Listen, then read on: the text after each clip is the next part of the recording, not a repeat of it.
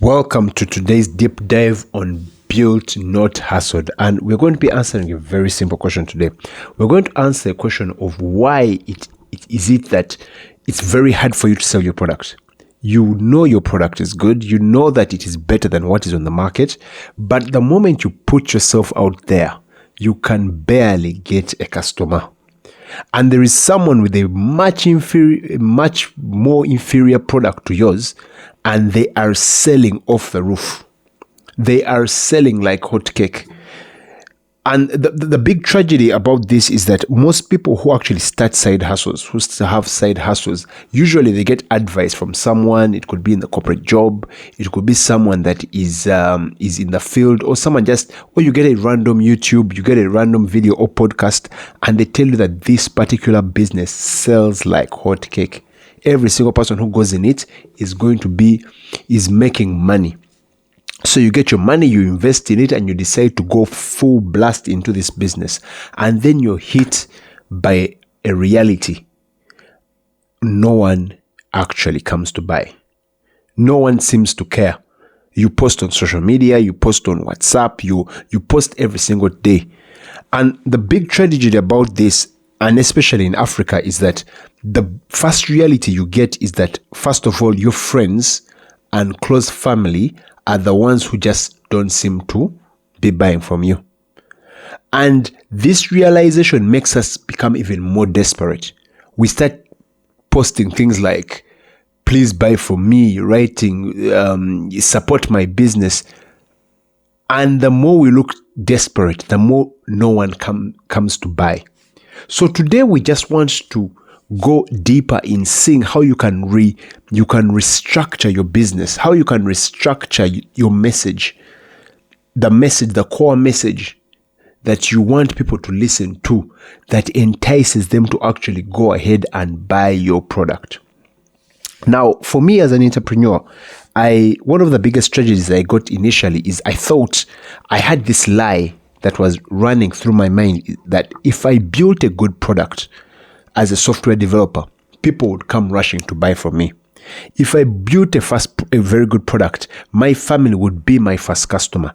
If I built a very good product, every single person would be dying to use what I have created. I would be ready to change the world. And this has created a loop of what we call Excel entrepreneurs. You get an Excel sheet maybe in your bed, you get a pen, a pencil, it could be a napkin, and you draw the numbers. You say that if I sold 100,000 units at this particular price, I would be a millionaire. And when you actually build the product and you go on ground, you realize that you can't even sell 5 units. And one of the core reasons why it is so hard to sell is because, one, you have not built momentum. But how does a new entrepreneur build momentum? Is it through the common sense narrative that you have to post until you're so desperate, you post 3 times a day until people start to notice you? No, there are actually people who begin from the very start with a certain line of operation that ensures that they get noticed and they buy. Now, assuming you want to get success very quickly, you cannot go with the conventional method. You cannot go with what most people are actually doing. So most people have actually been in a business for years, and there are people who come and try their product and they actually like it, and they find themselves building that momentum. I'm talking about that shop that is next to yours where everyone seems to go. They have built that momentum over 4, 5, 10 years, right? And it has taken time. But the only problem is that for you have bills to pay. You have school fees for your kids. You have to have a meal that day. Rent is on the door. So how do you get people coming and clamoring to you? Now, there's a certain framework that I use. It means that you need to be known, you need to be liked, and you need to be trusted. These are the 3 things that ensure that customers actually come to you. And today we're just going to go into a deep dive on how your business can be known, liked, and trusted in a relatively short period. Now, the first thing you have to do is that if people are to know you, of course, they must be able to see you. They must be able to see your product, because it doesn't matter how good your product is. As long as no one knows it, no one's going to actually get to it. If you build in the garage and you build the perfect product, it doesn't matter how good it is. If no one knows it, no one's going to come to buy it. So how do we get that product to be known? You have to talk about it. But talking about it is not good enough. You have to present the message that you are speaking from the perspective of the customer. Now, let me give you an example. There are people who go online and they are like, you know what, buy my shoes, buy my clothes, buy my necklace, buy my software, buy all this. You are projecting desperation to your customers. But every product is important, and that's why you're creating it. And if you can twist the messaging and make it in such a way that you build a story around alleviating a problem that you know the customer that you are targeting actually has, then they are most likely to actually know you and like you. Now, let me give you an example. Let's make it practical. You see, if you go and you're like, you know what, I'm selling shoes, and then you talk about how when this particular shoe was worn, I was able to make my girlfriend, my ex, jealous at a party. Someone can look at that and they can put themselves in the shoe of the person who is communicating. Every single message that you deliver, you are actually taking the viewers through a journey of being in the shoe. They must be able to get themselves and place themselves inside the story that you are telling. So you tell them about a journey that someone went through. And every journey must have, first of all, the state that the person was in, the problem they had.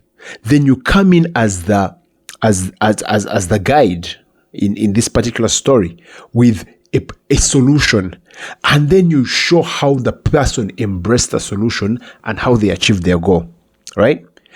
At that point, you're different from someone who is saying, come and buy my mangoes, come and buy my bag. You are saying that my child was suffering from carrying items to school. They had this bottle that was very special to them, and there was no way of putting it inside the bag. But then when I found this bag, my son was able to put it in, and it was cold the whole day. So when they had the particular water in the evening, it was better than it was as if it had come out fresh. You're taking them through a journey. You're taking them from that. You're removing what we call the itemization of the product and making it a solution to what they are actually looking at. Now, there is a rule that if you are able to give several stories and journeys and you are out there, people will start to like you. And when they start to like you, they will start to trust you. That means that every single time you're actually creating content, every single time you're creating material, every single time you're trying to get yourself out there, you move away from the state of desperation. Once people detect desperation inside the message that you are giving, they will not buy, they will not like you, they will not trust you. But if you can convey the message of, I want to show you how I can alleviate the problem that you currently have. It does not matter what the product is. I can show you how this product is going to take you from this problem that you have and take you to the solution that you're looking for, because I have done it from other people. And you keep repeating this message, you will find that people will start to, first of all, they will know you, they will like you, and they will trust you. And when they know you, they like you, and they trust you, it is much easier for them to buy from you. It's a journey that every entrepreneur must take their customers through. We should stop being in a situation where we are desperate to get money, and we forget to deliver the value that people are actually looking for. It does not matter whether you're selling gas, home gas for cooking. If I do not know that you're selling gas, I will not buy the gas. If you come to me and tell me, buy my gas, support me, I'm the person who sells gas, I will think about you, but it's not a reason enough for me to leave my current supplier. But if you start talking about the way that gas is very difficult and it's hard to know when it's time to refill, and that if you have a plan with me, we ensure that your gas, whenever it goes out, we provide it even on credit.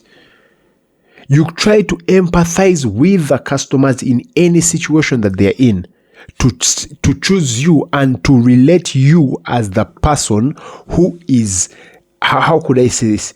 Someone knows you as the fashion person. Someone knows you as the designer. Someone knows you. You are the go-to person. You're the industrial leader in that particular industry. So for me, I believe that if you want to ensure that your product is selling, you must be able to get out of this loop of just shouting like the crowd and enter the